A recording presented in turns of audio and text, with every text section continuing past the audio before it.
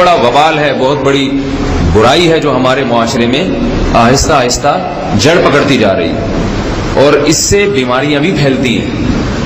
غیر فطری طریقہ ہے, بیماریاں بھی پھیلتی ہیں. ایسے کیسز آتے ہیں کہ جناب وہ مرد مجبور کر رہا ہے بیوی کو, اور وہ بیوی جو ہے ساتھ نہیں دیتی تو پھر اس کو طلاق کی دھمکیاں دیتے ہیں. ایسے کیسز بھی آتے ہیں. اور یہ بھی آتا ہے کہ مرد جب اپنی بیوی کو غیر فطری طریقے پر مجبور کرتا ہے, بیوی آمادہ نہیں ہوتی, تو مرد پھر یہ دھمکی دیتا ہے کہ بھائی میری خواہش تو تم سے پوری ہوتی نہیں ہے, پھر میں دوسروں کے پاس جاؤں گا. تو یاد رکھیں, جس عورت کا شوہر یہ دھمکی دے اس کو کہ میں زنا کروں گا اگر تم نے میری خواہش پوری نہیں کی غیر فطری طریقے سے, تو عورت اپنے شوہر سے کہہ دے کہ جاؤ تم کہیں اور جا کے منہ کالا کرو, تمہاری فطرت میں گندگی ہے تو یہ مجھے گندا بنانے کی کوشش نہ کرو. اس کو زنا کرنے دیں, وہ اللہ آخرت میں اس سے بھگتے گا. زوجہ سے کے ہاتھ کے ذریعے انسان ڈسچارج ہو سکتا ہے. حیا کے خلاف مسئلہ ہے, لیکن یہ بہت پوچھتے ہیں لوگ, کچھ مسائل بولتے ہوئے مجھے خود ایک دماغ پہ بوجھ ہوتا ہے. تو زوجہ کے ساتھ تو یہ جائز ہے, اپنے ہاتھ سے اپنی خواہش پوری کرنے کی شریعت میں آپ کو اجازت نہیں ہے. تو آپ خوب سمجھ لو, اللہ تعالیٰ نے مرد کو یہ حکم دیا ہے کہ وہ سوائے شادی کے اس کے پاس اپنی بیوی کے علاوہ اپنی خواہش پوری کرنے کا کوئی راستہ نہیں ہے. اب اللہ آپ کی اس مجبوری کو مجبوری نہیں مانتے کہ ایکچولی میں سفر میں ہوں, میں اسٹڈی کے دوران, تو میں ہینڈ پریکٹس سے اپنی خواہش پوری نہیں کروں گا تو میں ڈپریشن میں جاؤں گا. تو بھائی تو شادی کرنا بیٹھ کے. اگر آپ یہ کہتے ہو کہ مجھے رشتہ نہیں مل رہا تو اپنا معیار گراؤ.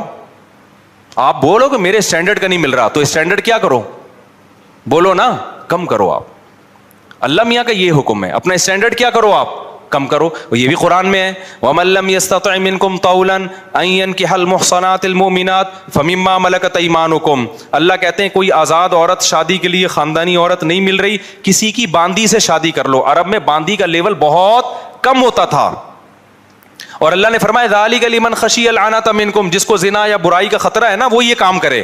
تو کیا مطلب, اللہ کیا حکم دے رہے ہیں, اپنا اسٹینڈرڈ کیا کرو, بولو نا, گرا دو. اور یہ اللہ نے مرد میں خواہش نفس مسلط اس لیے کی ہے کہ نہ چاہتے ہوئے بھی شادی کرے. یہ اس لیے نہیں کی ہے کہ ہاتھ سے فارغ ہو کر اپنے آپ کو ٹھنڈا کر لے اور شادی 10 سال کے لیے مؤخر کر لے. یہ تو مسلط کی گئی ہے, کیونکہ شادی کو اسلام نے آپ پہ نہیں چھوڑا, فطرت نے آپ پہ نہیں چھوڑا.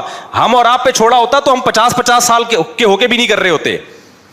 جو کام انسانیت کی بقا کے لیے ضروری تھا نا, اللہ نے وہ ہمارے مشورے پہ نہیں. اللہ چاہتے ہیں کہ نسل بڑھے, تو اس لیے یہ چیز اللہ نے مسلط کر دی ہے کہ لوگوں سے اللہ مشورہ نہیں لیں گے کہ ایکچولی آپ کو کرنی چاہیے کہ نہیں کرنی چاہیے.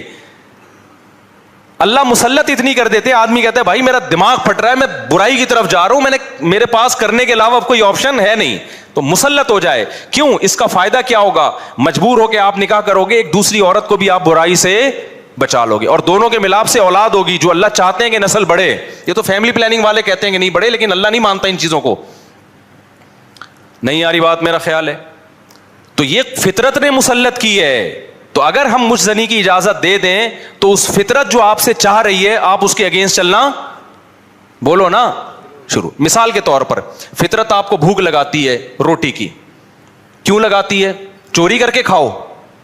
اس لیے نہ چاہتے ہوئے بھی آپ کمائیں, کاروبار کریں یا ملازمت کریں. اس ملازمت کرنے سے کیا ہوگا, صرف آپ کو فائدہ نہیں ہوگا, آپ کے باس کو فائدہ ہوگا, اس کا بزنس چلے گا, اس کے بزنس چلنے سے لوگوں کو فائدہ ہوگا. تو یہ سب چیزیں ایک دوسرے سے کیا ہیں, لنک. آپ کو بھوک لگ رہی ہے, اسلام کہتا ہے آپ حلال طریقے سے کما کے کھاؤ. آپ کہہ رہے تھے میں نہیں کما رہا, جب بھوک لگے گی نا ٹائٹ تو آپ کمانے پر کیا ہوگے, مجبور. پھر آپ بزنس کرو گے, اس بزنس سے آپ کو بھی فائدہ ہوگا اور قوم کو بھی فائدہ. تو کچھ کام قدرت ہم پہ مسلط کر کے کرواتی ہے تاکہ لوگوں کو اس سے کیا ہو جائے, فائدہ, ہمارے نہ چاہتے ہوئے بھی فائدہ ہو جائے. لیکن آپ نے کیا کیا, ایکچولی میرے پاس چونکہ ایک ارننگ کا, کمائی کا ٹائم نہیں ہے, میں ایکچولی بہت بزی ہوں, میں بہت بڑا سائنسدان بننا چاہتا ہوں. آج کل ٹوپی ڈرامے جو چل رہے ہوتے ہیں, تو میں اگر کماؤں گا تو پھر ایکچولی تو میں بھیک مانگنا شروع کر دیتا ہوں, یا میں چوری کر کے کھانا. میں کیا کروں بھائی, میں اسٹڈی ہے, کل میرا پیپر ہے یار, میں کماؤں کیا, تو میں چوری کروں گا. چوری کرنے سے کیا ہوگا, پیٹ بھر جائے گا. ڈاکٹر کہے گا کہ آپ کے وٹامن سارے پورے ہو گئے ہیں. جس مفتی نے کہا تھا چوری نہیں کرو, وہ آپ کی صحت برباد کرنا چاہ رہا تھا. جیسے ڈاکٹر جو مزنی نہیں کرتے نا, ان کو یہی کہتے ہیں مفتی لوگوں کے چکر میں نہیں پڑو, یہ تمہیں ڈپریشن کا مریض بنا دیں گے. کوئی بات نہیں, اپنے آپ کو ہاتھ سے فارغ کر لیا کرو, اس سے ڈپریشن کیا ہو جائے گی, ختم. او بھائی, اس سے اس کی ڈپریشن ختم ہوگی, قوم کی ڈپریشن بڑھے گی. عورتوں کی ڈپریشن بڑھے گی, مرد ان سے شادیاں ٹائم پہ نہیں کریں گے. جیسے بڑھ رہی ہے ڈپریشن, وہ بھی زنا کی طرف جائیں گے, وہ بھی ہاتھ سے, اور جو گند ہماری سوسائٹی میں پھیل رہا ہے اور نسل کی کمی کا ذریعہ بنے گی. بہت سارے سائیڈ افیکٹ ہوں گے اس کے. تو فطرت آپ پہ بھوک مسلط کرتی ہے, نہ چاہتے ہوئے بھی آپ روٹی کماؤ, امتحان کو مؤخر کر دو, کیونکہ روٹی کمانے کی فکر ضروری ہے, اس سے دوسروں کو بھی روٹی ملے گی, اس کو بھی بزنس ملے گا. تو فطرت جو بیسک ضرورتیں ہیں نا وہ ہم سے نہیں پوچھتی, وہ ہم پہ مسلط کر دیتی ہے. تو صحیح آدمی ہوگا, صحیح ڈاکٹر ہوگا, وہ کیا کہے گا, یار بھوک لگ رہی ہے نا, پڑھائی کو ایک طرف رکھ, تو ایسا کر, کچھ کما یار, کچھ سائڈ بزنس کر لے. اس بزنس سے پھر قوم کو کیا ہونا شروع ہو جائے گا, فائدہ. اگر فری پھوکٹ میں ملنا شروع ہو جائے تو وہ سارا سیٹ اپ کیا ہو جاتا ہے. تبھی تو میں اس کے خلاف ہوں, یہ جو دسترخوان لمبے لمبے بچھائے ہوئے ہوتے ہیں, امیر غریب کا فرق کیے بغیر کھلا رہے ہوتے ہیں. اس کا نقصان یہ ہے کہ لوگ اپاہج بن جاتے ہیں, پھر ملازمت کرنا چھوڑ دیتے ہیں, مزدوری مہنگی ہو جاتی ہے, کیونکہ مزدوروں کو جب فری میں اتنا مل رہا ہوتا ہے وہ کہتے ہیں اب ہمیں ضرورت کیا. ہاں کہیں ایسے مزدور ہوں جن کی دہاڑیاں کم ہوں, وہ ایک الگ بات ہے.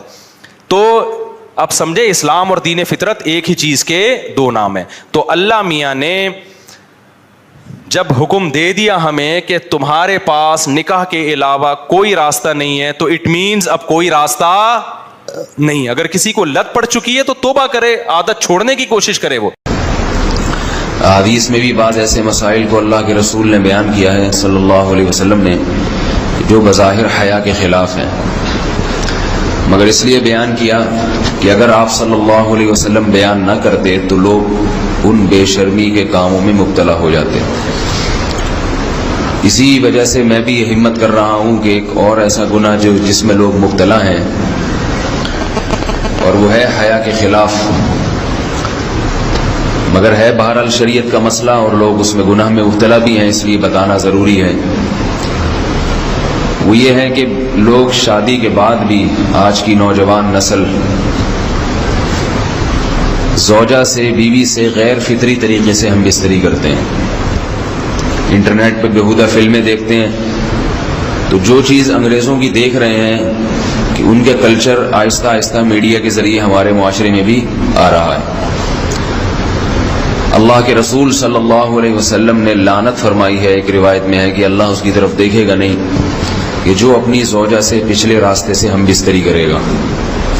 یہ بیماری بھی, یہ گندگی بھی لوگوں میں پھیلتی جا رہی ہے, خاص طور پہ جن کو لڑکوں سے بدفعلی کی عادت پڑ جائے تو وہ زوجہ سے فطری راستے سے ہم بستری نہیں کرتے.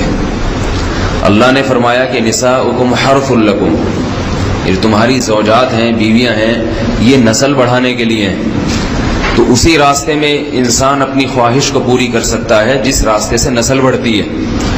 اس کے علاوہ کسی اور راستے سے اپنی خواہش کو پورا کرنا یہ حرام ہے, گناہ کبیرہ ہے, گندگی ہے. ہمارے پاس کیسز آتے ہیں, ایک پاک دامن لڑکی کی شادی ہوتی ہے, لڑکا بھی بظاہر بڑا نیک, لیکن کیا ہے, لڑکا چونکہ ٹھرکی ہوتا ہے, شہوت کا درندہ ہوتا ہے, تو وہ یہ نہیں دیکھتا کہ میں اپنی بری خواہش مٹانے کے لیے میں اپنی زوجہ کو غیر فطری طریقے پر مجبور کیسے کر سکتا ہوں. تو مجبور کرتا ہے پھر اپنی بیوی کو. اس میں جو عورتیں زیادہ پاک دامن نہیں ہو, نیک نہ ہو, یا ان کو یہ ڈر ہو کہ طلاق ہو گئی تو ہم کہاں جائیں گے, وہ پھر اپنے شوہر کے ساتھ اسی غیر فطری طریقے پر آمادہ ہو جاتی ہیں. اور اس کا عذاب اور اس کا وبال یہ ہوتا ہے کہ کچھ دنوں میں ان کو بھی اسی کی لت پڑ جاتی ہے. انسان جب بھی کوئی غیر فطری راستہ اختیار کرتا ہے, آخرت کا عذاب تو بعد میں, دنیا کا عذاب یہ آتا ہے کہ پھر اس کو لذت فطرت میں آتی نہیں ہے. پھر جو راستہ اللہ نے رکھے اس میں اس کو لذت نہیں آئے گی, پھر وہ گندگی میں ہی گھسنے کی کوشش کرے گا, اس کی بھی فطرت خراب ہو جاتی ہے, اور جس کے ساتھ یہ بدفعلی کی جائے اس کی بھی فطرت خراب ہو جاتی ہے, وہ بھی پھر کسی کے قابل نہیں رہتے. تو اپنے جان پر رحم کرنا چاہیے. ہم انسان ہیں, ہم درندے نہیں ہیں, ہم گھوڑے نہیں ہیں, ہم گدھے نہیں ہیں, ہم جانور نہیں ہیں, ہم انگریز نہیں ہیں. انگریز نے تو حیا اور شرم کی تمام حدود کو توڑ دیا ہے, وہ تو درندے بن چکے ہیں. ہم تو درندے نہیں ہیں, ہم تو حلال کھاتے ہیں, پاک صاف رہنے کی کوشش کرتے ہیں. تو ہم ان کی جو کلچر دیکھ دیکھ کے ہم ویسے درندے بننے کی کوشش کیوں کریں.